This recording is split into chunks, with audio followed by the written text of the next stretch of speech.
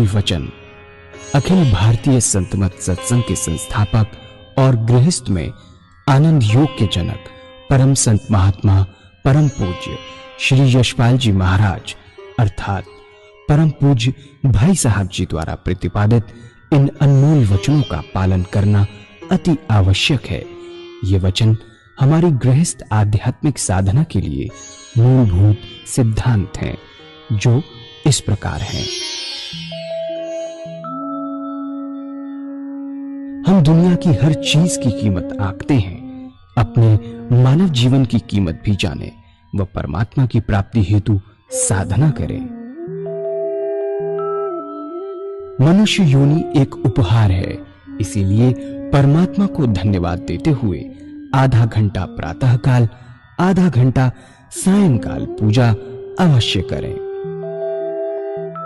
सत्संग, सतनाम व सद्गुरु को प्राथमिकता देते हुए इसी के आधार पर ध्यान योगाभ्यास अवश्य करें व गृहस्थ के कार्यों को परमात्मा का कार्य समझकर उसी की याद में संपन्न करें।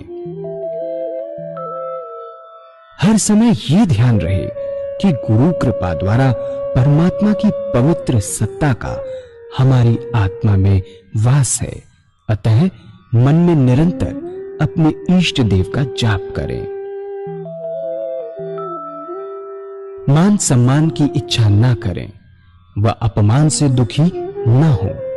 परमात्मा के अतिरिक्त किसी और का भय न करें।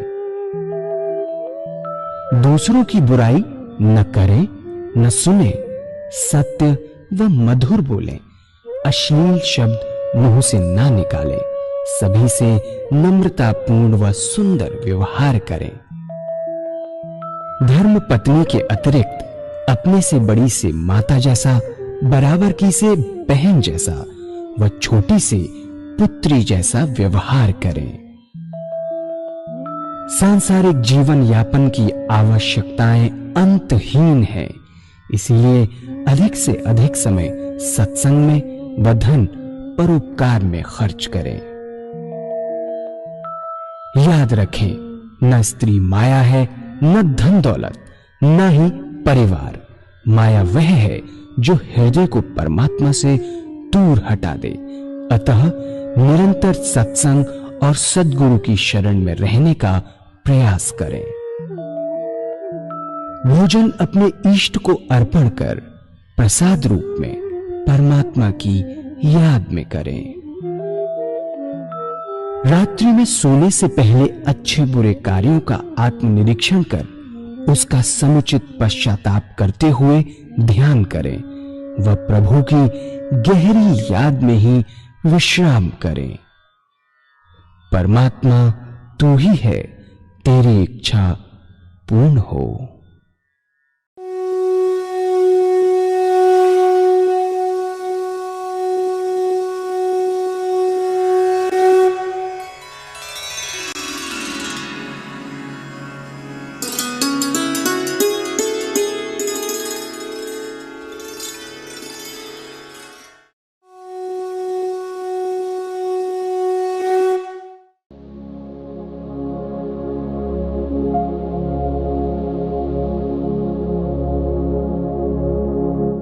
जय सद्गुरुदेव जय पद शरणम श्रेयस्वरूप चरणों शरणम जय सद्गुरु। पूज्य माता और बंधुओं, महात्मा रघुवर दयाल जी महाराज और महात्मा रामचंद्र जी महाराज दोनों सगे भाई थे। पिता चौधरी हरबख्श राय जिला मैनपुरी कस्बा भोगांव के रहने वाले थे। ये कस्बा इनके पूर्वजों ने बसाया था और इस खानदान को मुगल सम्राट अकबर की ओर से चौधरी का खिताब मिला हुआ था। आप फर्रुखाबाद म्युनिसिपैलिटी में सुपरिटेंडेंट के पद पर थे। जीवन बड़े ऐशो आराम का था। सौबक नवाबों की खाना ये पीना भी वैसा ही था। मांस मछली का परहेज न था, लेकिन इनकी जो धर्मपत्नी थी वह बड़ी सात्विक प्रवृत्ति के थे। अपना खाना अलग बनाते, एक प्रकार से अलग ही रहती थी। रोजाना रामायण का पाठ करते थे।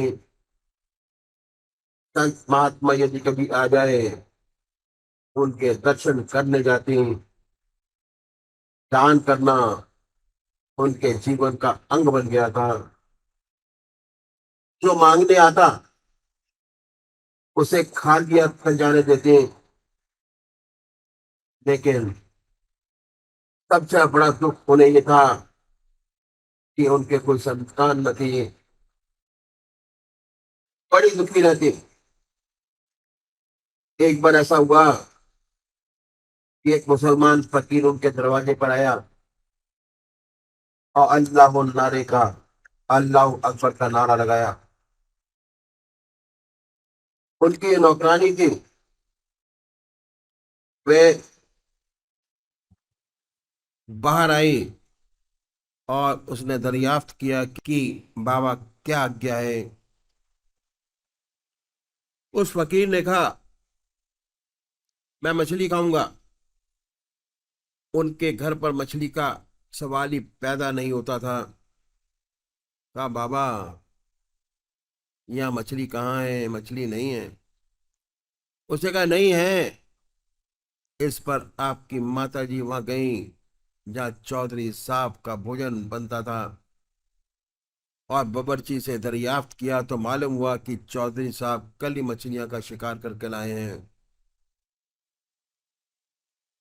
मछलियां पकी हैं, तैयार हैं और कुछ इष्ट मित्रों की सायकाल की दावत है। आपने बावर्ची से कहा कि मछलियां हमें दे दो। बावर्ची की क्या हिम्मत होती कि वह मना कर दे। मछलियां लेकर आए, फकीर को दी और आप अंदर चली गई। फकीर ने वह मछलियां खाई, आत्मा तृप्त हुई। उसके बाद उसने नौकरानी से कहा कि आपकी मालकिन से पूछो कि उसको क्या चाहती है। बोली मालकिन से क्या पूछना, उनकी एक समस्या है। अब वह यह है कि मालकिन के कोई संतान नहीं है। उस वकील ने अपना डंडा उठाया और 2 बार पृथ्वी पर मारा, 1 और 2। अपनी मालकिन से कह दो कि उनके 2 संतानें होंगी। ये कहकर वो फकीर चला गया। 10वें महीने बाद महात्मा रामचंद्र जी महाराज का जन्म हुआ और इसके पूरे 7 साल बाद महात्मा रघुवर दयाल जी महाराज का जन्म हुआ। घर में खुशियां मनाई गई, बड़ा दान दिया गया, फकीरों को खिलाया गया। अब इनका घर खिल उठा, चमन महक उठा। रोजाना दोनों बच्चों को अपने पास बैठाते, रामायण का पाठ कराते। इनके पति की सोबत अच्छी न थी, शराब बहुत पीते थे। इन बच्चों पर उनका कोई असर न हो जाए इसलिए उनसे अलग रखते हैं। दोनों को अपने घुटनों पर बैठाकर रामायण और सुंदर सुंदर भजन सुनाती बचपन से ही। लेकिन भगवान कोई अधिक मंजूर नहीं था। जब रघुबर जी महाराज की उम्र 7 साल और महात्मा रामचंद्र जी महाराज की उम्र 9 साल की थी तो उनकी माता जी का स्वर्गवास हो गया। अब उनकी पढ़ाई लिखाई की जिम्मेदारी चौधरी हरबख्श राय जी के ऊपर पड़ी। उन्होंने अच्छे से अच्छे टीचर मौलवी पढ़ाई के लिए रखे, पर ईश्वर को यह भी मंजूर नहीं था। लालाजी महाराज, महात्मा रामचंद्र जी महाराज 8वीं पास कर चुके थे। 9वीं कक्षा में पहुंचे तो उनके पिताजी का भी स्वर्गवास हो गया। दोनों बच्चे को अनाथ छोड़ गए। इनके रिश्तेदारों ने सारी संपत्ति लूट ली। किसी ने कहा कि ये हमारा हमारा इतना उधार है, किसी ने कहा कि हमारा इतना देना है। सीधे साधे बच्चे क्या करते हैं, जहां इनकी ऐश्वर्य की जिंदगी थी, गरीबी छा गई। 8वीं पास कर चुके थे, 16 वर्ष की आयु थी लालाजी महाराज की। वहां का जो अंग्रेज कलेक्टर था, वह इनके पिताजी को अच्छी तरह से जानता था। कलेक्टर से मिले और उन्होंने इनको कलेक्ट्रेट में नकल नफीस की जगह पर नियुक्त कर दिया। उस जमाने में नकल नफीस का वेतन 10 रुपए माहवार था, 10 रुपए महीना मिलते थे। उससे अपने घर का सारा गुजारा, छोटे भाई की देखरेख, सब उसी में। धोती की जगह अद्दे पहनते, जूते की जगह खड़ाव पहनते। उन दिनों उन्होंने एक कोठरी किराए पर ली, 8 आने रुपया माहवार पर। एकांत में अपनी पढ़ाई जारी रखी। उसके सामने मस्जिद थी और उसमें परम संत महात्मा मौलाना अब्दुल गनी खां साहब कुत्ते वक्त रहा करते थे। मस्जिद में मकतब था, मकतब को पढ़ाया करते, और रहने का स्थान उनका अलग था, जिसके बिल्कुल सामने एक कोठरी थी। आते जाते मौलवी साहब के दर्शन होते। बड़े बुजुर्ग थे। रामचंद्र जी महाराज बड़े अदाब से सलाम अर्ज करते और हमेशा आशीर्वाद पाते। चलता रहा। केबला साहब इन्हें देखकर बहुत खुश हुआ करते। एक बार क्या हुआ कि महात्मा जी लाला जी महाराज कहीं गए थे रिश्तेदारी में। माघ का महीना था, बड़ी सर्दी थी, बारिश हो रही थी। रास्ते में भीग गए और कपकपाने लगे सर्दी से। जब आप भीगे हुए लौट कर वापिस आए तो आप किबला साहिब ने आपको देखा और इशारे से अपने पास बुलाया और कहा, भाई कपड़े बदल डालो और यहां आके सेक लो। उन्होंने अंगीठी जलाई हुई थी, रजाई ओढ़कर बैठे थे।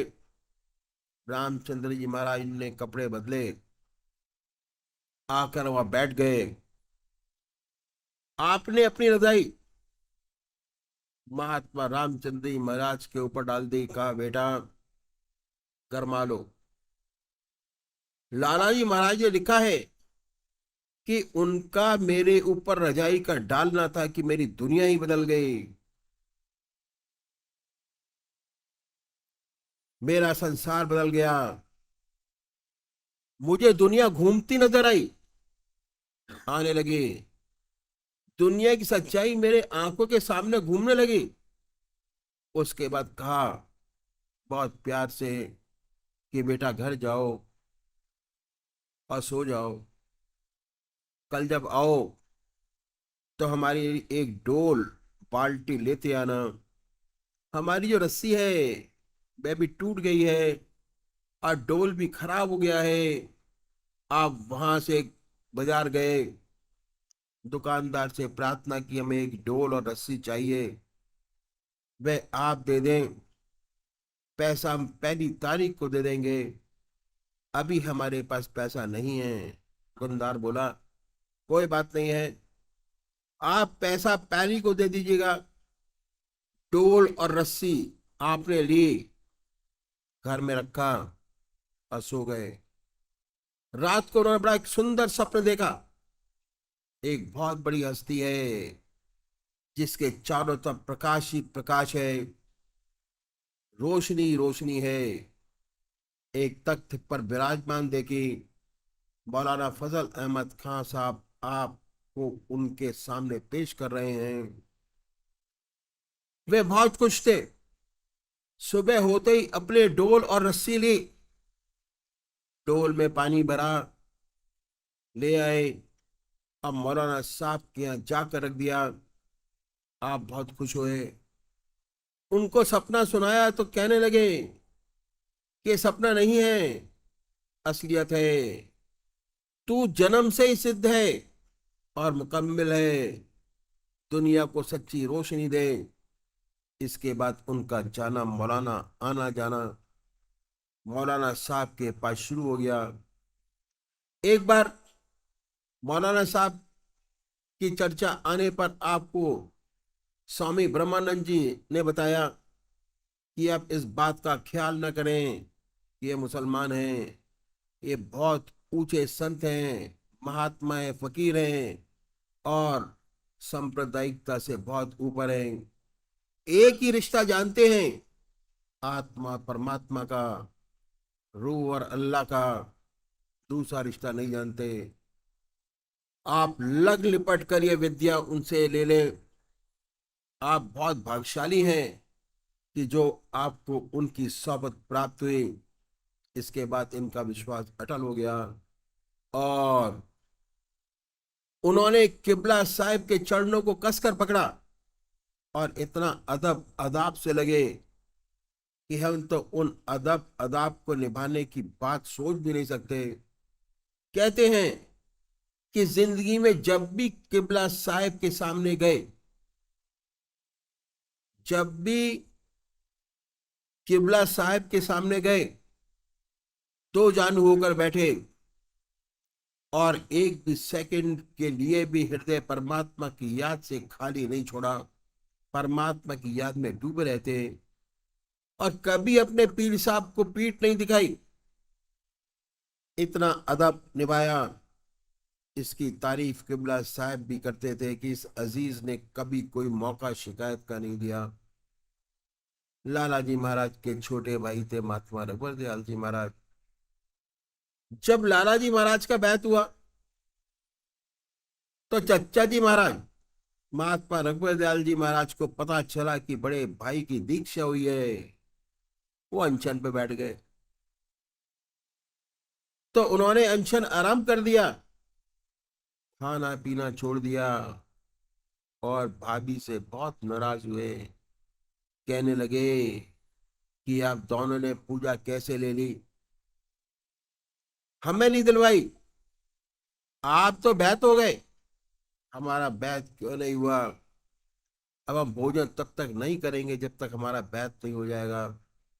उन्होंने कहा कि तुम्हारे भाई साहब शाम को जब कचहरी से आ जाएंगे तो बात करेंगे। शाम को जब लाला जी महाराज कचहरी से वापस आए तो उन्होंने कहा कि आज नन्हे ने सुबह से भोजन नहीं किया। बहुत नाराज है कि भैया ने दीक्षा ले ली, बैत हो गए, हम ही नहीं दिलाए।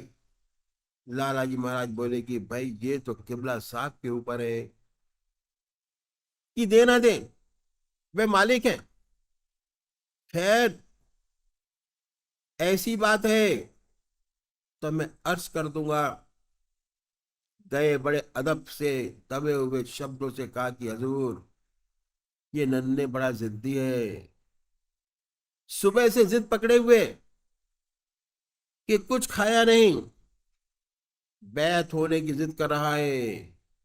किबला साहब ने बड़ा अच्छा व्रत रखा हुआ है तो आज ही हम उन्हें इसको बैत कर देंगे। उन्होंने बैत दी। उसके बाद कहा कि देखो भाई ये तुम्हारे बड़े भाई हैं, भाई साहब महात्मा रामचंद्र जी महाराज, ये तो अदब की मूर्ति हैं, बात ही नहीं करते, लेकिन तुम तो हमारे खिलौने रहोगे। अदब अदब बिल्कुल न निभाना, वह उनके साथ है तुम्हारे साथ नहीं। और उन्होंने उनके साथ अदब अदब नहीं निभाया। किबला साहब कहा करते थे कि चिलम भर लो और दोनों मूडों पर बैठकर हुक्का गुड़ाते रहते, तफरी की बात होती रहती। और ऐसे वक्त पर कभी लाला जी महाराज रामचंद्र जी महाराज आ जाते तो मन में सोचते कि बड़ी बेअदबी कर रहा है। जब वे अपने छोटे भाई को आंख दिखाने लगते, इशारे से मना करते, तो मौलाना साहब ताड़ जाते और कहते नहीं नहीं ये तो हमारा खिलौना है, इसे कुछ ना कहो। महात्मा रामचंद्र जी महाराज ने इतना अदब, इंतहा का अदब निभाया, गजब का अदब उनमें था। पर बड़ा प्यार था आपस में एक दूसरे का। एक दफे ऐसा हुआ, बहुत सख्त गर्मी थी, जेठ का महीना था, मौलाना साहब बैठे हुए थे। उनके मन में बार बार ये ख्याल आता कि शिकंजी पी जाए। बड़ी मामूली सी चीज है, एक बार आए तो आए, बार बार क्यों आता है।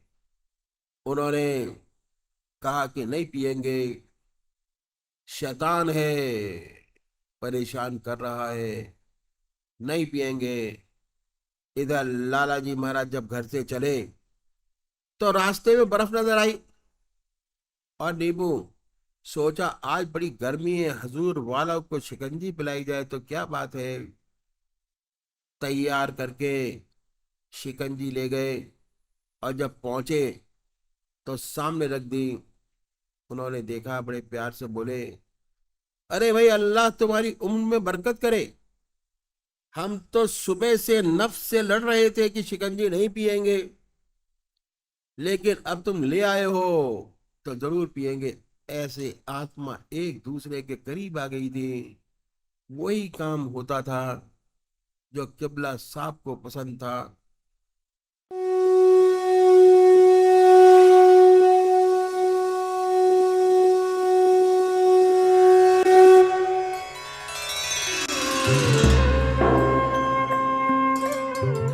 ध्यान योग के कार्यक्रम आनंद योग से निशुल्क जुड़ने के लिए संपर्क करें 9810239677।